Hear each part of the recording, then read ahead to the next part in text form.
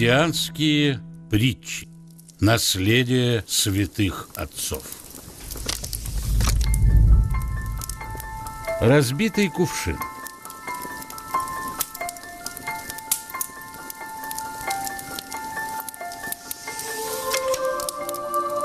Некий брат, живя в общежительном монастыре и часто побеждаясь гневом, сказал сам себе: «Пойду в пустыню. Может быть, там, не имея с кем ссориться, успокоюсь от страсти». Он вышел из монастыря и стал жить один в пустыне. Однажды он наполнил водой сосуд и поставил его на землю. Сосуд внезапно опрокинулся.